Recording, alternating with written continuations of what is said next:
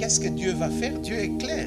Le Dieu de la Bible, c'est un Dieu saint. Il le dit dans le verset 12. Il va juger. Il dit, cet homme-là, je vais le retrancher de Jacob. Je vais l'enlever du milieu de mon peuple. S'il pense que cette alliance que j'ai faite avec Jacob le couvre, il se trompe. S'il pense que le simple fait qu'il est venu à l'église et qu'on l'a baptisé ici et qu'on le laisse manger le pain et le vin, ça, c'est suffisamment comme assurance, il se trompe parce qu'un jour, Dieu le retranchera de son peuple. Vous vous souviendrez de la parabole de l'ivraie. Jésus donne une parole à ses disciples. Il dit à ses disciples, il y avait un homme qui a planté son champ et il a planté de blé. Il y a un ennemi qui est venu, qui a jeté l'ivraie. Et maintenant, les ouvriers sont venus, ils ont dit, maître, dans le champ là, on voit l'ivraie et le blé. Qu'est-ce qu'on fait? Il a dit, laissez-les pousser ensemble. Mais un jour, il y aura la récolte. Et le jour de la récolte, on va d'abord couper l'ivraie. Et nous chantons ça quand on va enterrer des gens.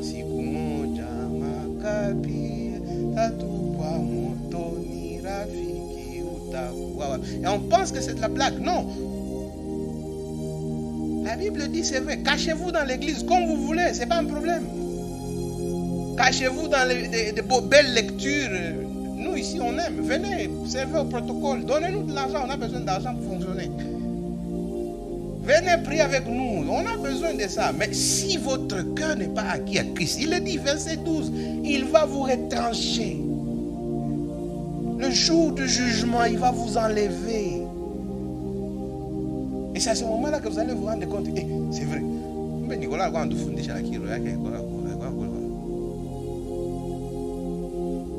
je ne connais pas votre cœur. Vous le connaissez. Et Dieu le connaît. Et si vous aimez autre chose plus que Dieu, sachez qu'il le dit. Un jour, il va vous retrancher de son peuple. Maintenant, vous pouvez rester dans cette chaleur de la famille chrétienne. Mais un jour, il vous retranchera. Deuxième chose, Israël a méprisé l'alliance de Dieu. Parce qu'il a régné l'alliance avec Dieu, il méprise l'alliance avec Dieu. Il a divorcé la femme de sa jeunesse. Il commence au verset 13. Voici encore ce que vous faites. Vous ouvrez les larmes de l'autel de l'Éternel. Non, vous couvrez des larmes l'autel de l'Éternel. Des pleurs et des gémissements. En sorte qu'il n'a plus égard aux offrandes. Et qu'il ne peut rien en agréer de vos mains. Et vous dites, pourquoi? Pourquoi Dieu refuse nos offrandes? Pourquoi Dieu ne peut plus agréer nos offrandes? Parce que l'Éternel a été témoin entre toi et la femme de ta jeunesse, à laquelle tu es infidèle. Et bien qu'elle soit ta compagne et la femme de ton alliance, nul n'a fait cela avec un reste de bon sens. Un seul l'a fait. Et pourquoi? Parce qu'il cherchait la postérité que Dieu avait promise. Prenez donc garde en votre esprit et qu'aucun ne soit infidèle à la femme de sa jeunesse, car je hais la répudiation, je hais le divorce, dit l'Éternel, le Dieu d'Israël. Et celui qui couvre de violence son vêtement, dit l'Éternel des armées. Prenez donc garde en votre esprit et ne soyez pas infidèles. Le deuxième problème, c'est quoi? Puisqu'Israël n'aime plus Dieu, puisque le peuple d'Israël n'aime plus Dieu, puisque même les leaders n'aiment plus Dieu, puisque leur cœur n'aime plus Dieu, non seulement ils ne respectent pas Dieu, c'est ce qu'on a vu la semaine passée, mais maintenant, ils cassent les relations. Et une relation en particulier, le mariage. Ici, on donne l'exemple du mariage parce que le mariage, c'est la relation la plus intime et la plus proche. Et on a l'impression qu'ici, dans Israël, c'est devenu maintenant une sorte de mode. Hein? Voilà, chacun dit, écoutez, on a vu que les filles de ce coin-là sont plus belles. Hein? Alors, mon ami là, il a épousé celle-là. Moi aussi, non, je divorce celle-ci. Cette juive ici ne me va plus. Hein? Je la divorce, je prends celle-là. C'est comme si c'est devenu maintenant une habitude. C'est devenu une culture où on prend les belles filles de telle tribu, même si c'est une tribu païenne, et on laisse les filles d'Israël. Et même quand on était mariés, on divorce.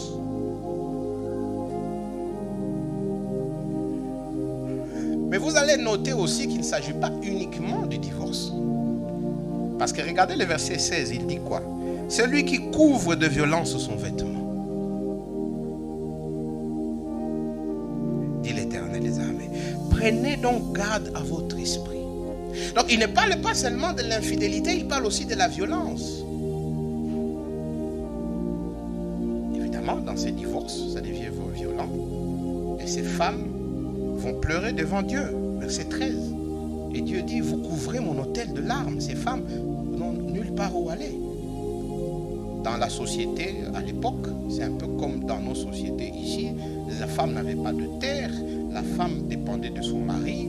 Et quand ce mari ne veut plus d'elle, la divorce, eh bien, elle devient destituée. Elle n'a plus rien. Et ces femmes, généralement, se tournaient vers Dieu. Et elles pleuraient. Et quand elle se tourne vers Dieu, et elle pleure. Mais notez aussi qu'il dit, mais vous, après avoir divorcé, vous venez encore m'offrir des sacrifices. Donc on garde la religion, hein. On est religieux, on continue à être religieux, mais dans l'action, on casse son mariage.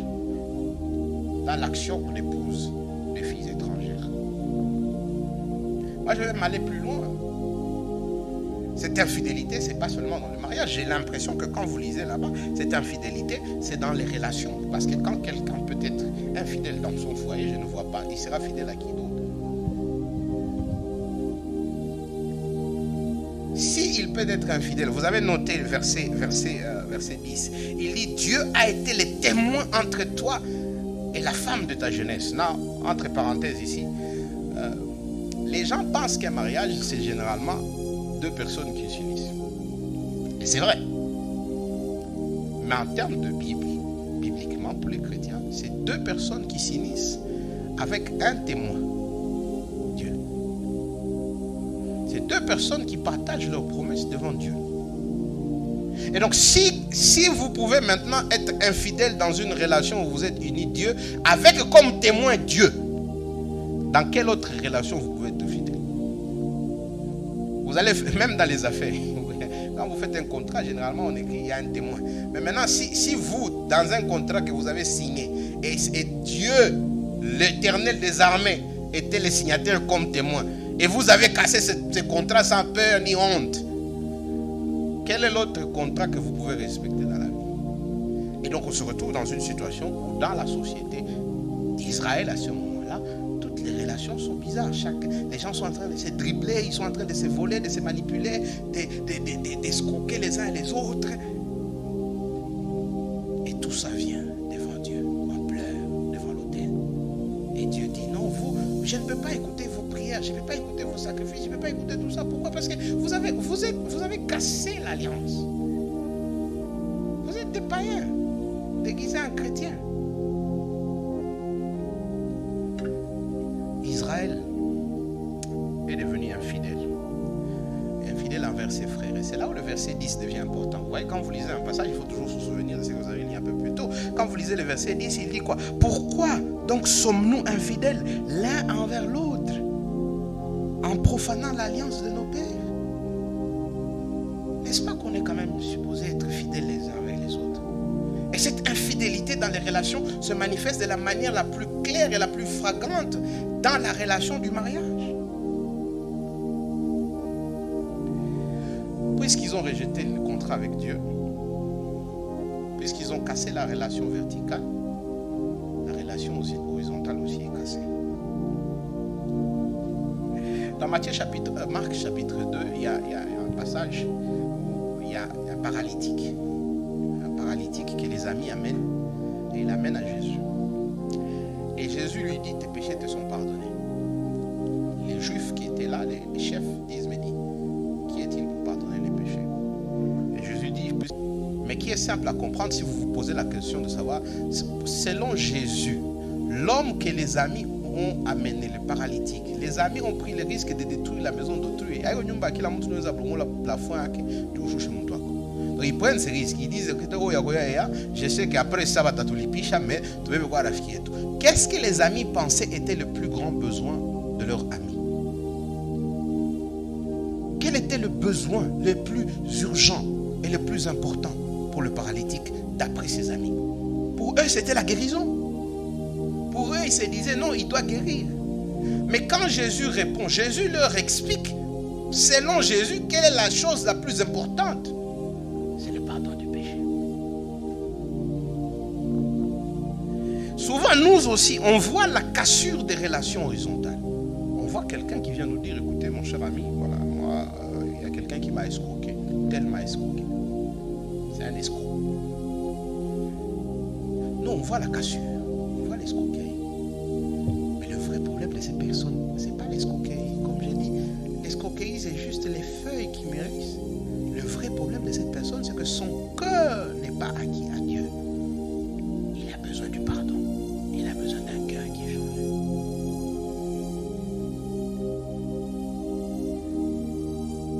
Quand on voit ici Israël qui divorce sa femme de la jeunesse, on voit Israël qui ne tient plus ses paroles. Tout ça, ce sont des signes. Ces fractions à l'horizontale, ce sont des signes d'un problème interne. Et moi et vous, nous vivons dans un pays où vous voyez des détournements à gauche à droite, des problèmes à gauche à droite, je ne sais pas quoi. Ça, ce sont les feuilles. Le vrai problème, c'est que nos églises sont pleines les dimanches, mais nos cœurs ne sont pas changés. Parce que si nos cœurs étaient changés à la hauteur du nombre de gens qui vont au culte les dimanches dans ce pays, on les verrait aussi par leurs fruits.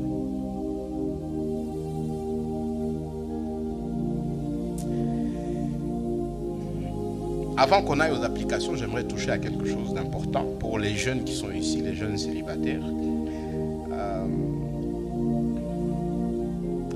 Matthieu 19. Si vous lisez le premier verset jusqu'au verset 12, moi je ne vais pas le lire parce qu'on n'a plus de temps. Jésus revient un tout petit peu sur ça. Le mariage. Le mariage, c'est un contrat de deux personnes devant Dieu. Et quand nous nous réunissons à l'église comme ça pour célébrer ces mariages, ce n'est pas ici qu'ils deviennent des mariés. Non. Et on dit oui, ils sont des mariés.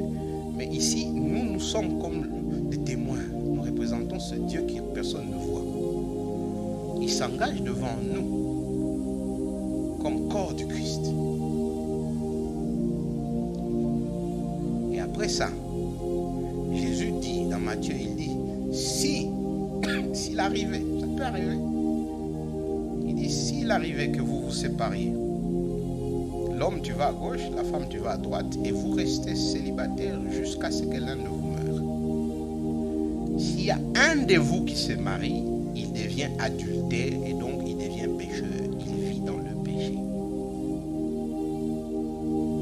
Et la réaction des disciples aujourd'hui, je sens que des gens ne comprennent pas. La réaction des disciples, c'est dire, ils disent, si c'est comme ça, alors c'est mieux de ne pas se marier. Et Jésus termine dans le verset 12 en disant, oui, c'est aussi une possibilité. Vous pouvez vivre toute votre vie sans vous marier. C'est aussi une possibilité. Mais si vous décidez de prendre le chemin du mariage, sachez que si vous sortez de ce mariage-là, c'est pour rester célibataire.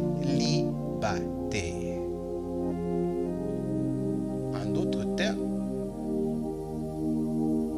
si vous avez décidé de vous marier, vous êtes coincé jusqu'à la fin de votre vie. Et si vous n'êtes pas content, peut-être ajoutez dans votre prière. Il y a qui sont encore en train de rire. Ajoutez dans votre liste de prières que l'un de vous parte avant l'autre.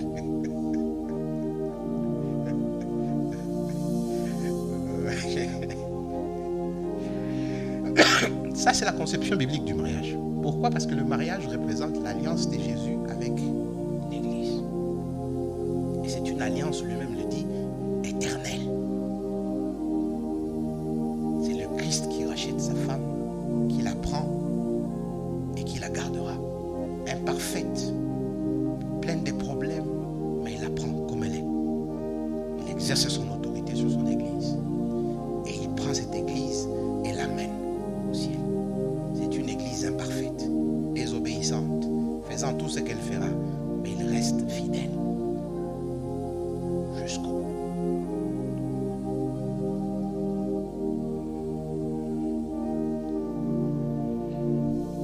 Alors, en guise d'application, tout commence par le cœur. Je crois que je l'ai dit la semaine passée, je le redis encore aujourd'hui. La bonne nouvelle, c'est que Dieu travers son Fils, nous change de cœur. Dans Jérémie chapitre 31, il nous fait une promesse. Il dit, au dernier temps, je ferai une alliance avec vous. Je vous donnerai des cœurs nouveaux, des cœurs de chair. Tout ce que j'ai raconté ici, vous ne pouvez pas le faire si Dieu n'a pas touché votre cœur. C'est impossible. Matthieu 26, voici ce qu'il dit.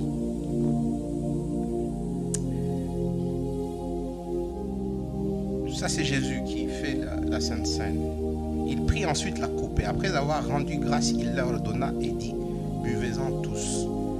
Ceci est mon sang, le sang de l'alliance qui est répandu pour plusieurs pour la rémission des péchés. Je vous le dis, je ne boirai plus désormais de ce fruit de la vie jusqu'au jour où j'en boirai de nouveau avec vous dans le royaume de mon Père. Jésus s'unit à nous dans une alliance, dans un pacte. Et il dit, je veux vous changer, je veux vous donner un cœur nouveau. Et on se verra au ciel. C'est ça ce que les chrétiens appellent la bonne nouvelle. Parce que la mauvaise nouvelle, c'est que nous, nos cœurs n'aiment pas Dieu. C'est naturel.